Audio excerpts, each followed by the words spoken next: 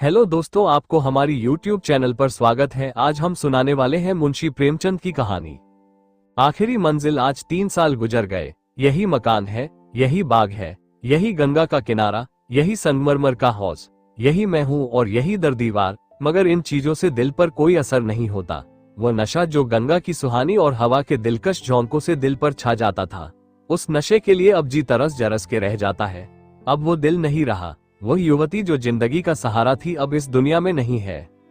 मोहिनी ने बड़ा आकर्षक रूप पाया था। उसके सौंदर्य में एक आश्चर्यजनक बात थी। उसे प्यार करना मुश्किल था। वो पूजने के योग्य थी। उसके चेहरे पर हमेशा एक बड़ी लुभावनी आत्मिकता की दीप्ति रहती थी।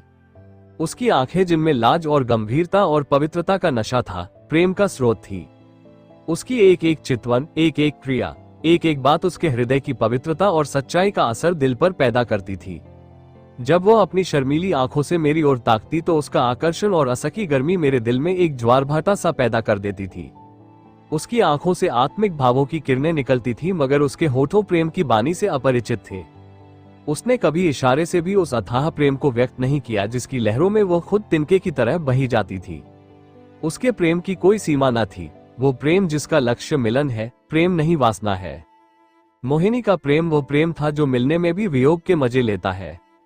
मुझे खूब याद है एक बार जब उसी हौज के किनारे चौदहवीं रात में मेरी प्रेम भरी बातों से विभोर होकर उसने कहा था। वो आवाज अभी मेरे हृदय पर अंकित है। मिलन प्रेम का आदि है, अंत नहीं।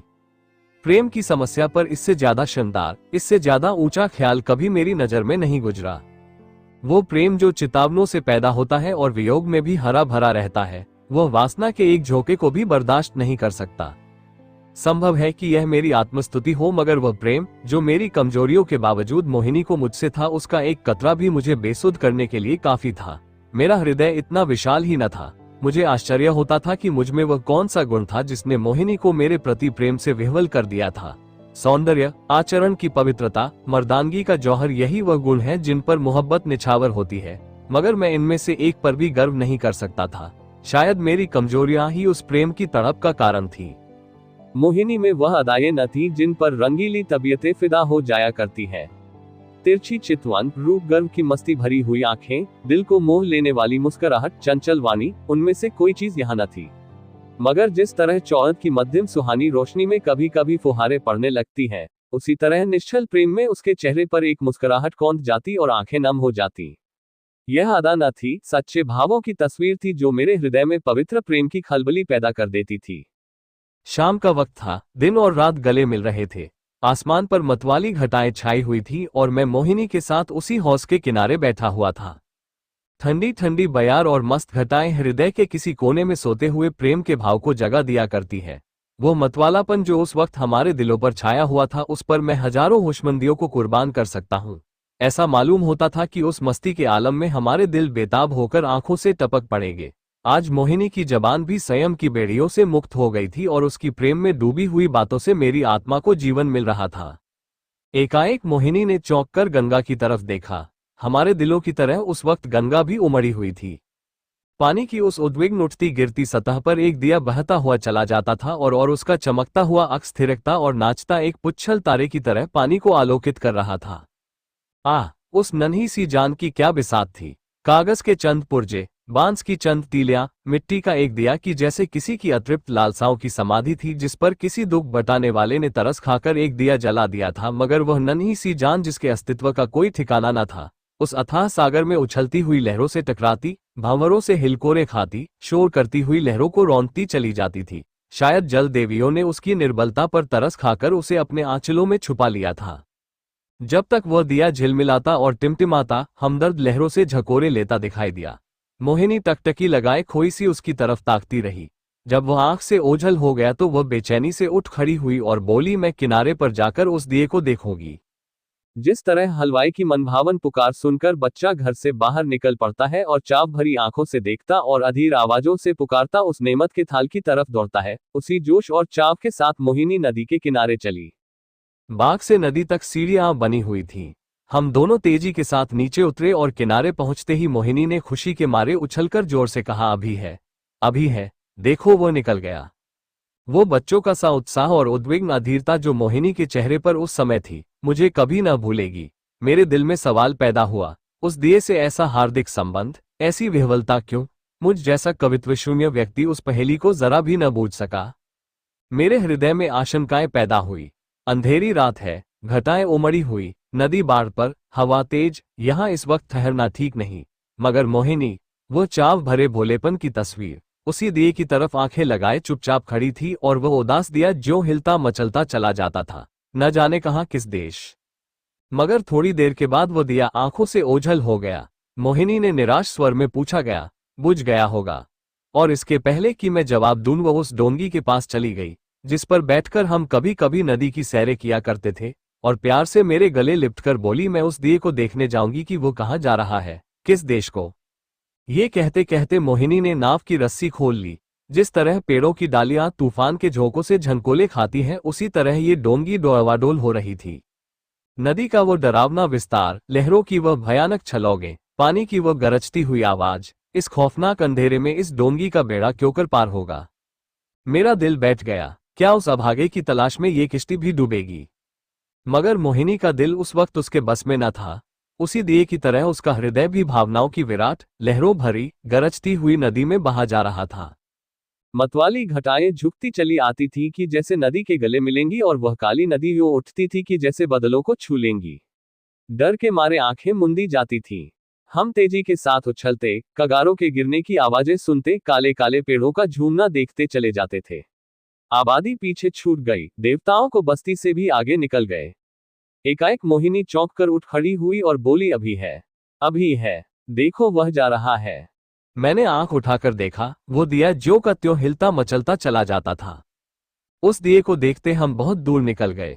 मोहिनी ने ये राग अलापना शुरू किया। मैं साजन से मिलन चली, कैसा तड़पा देने वाला गीत था, और कैसी दर्द भरी रसीली आवाज।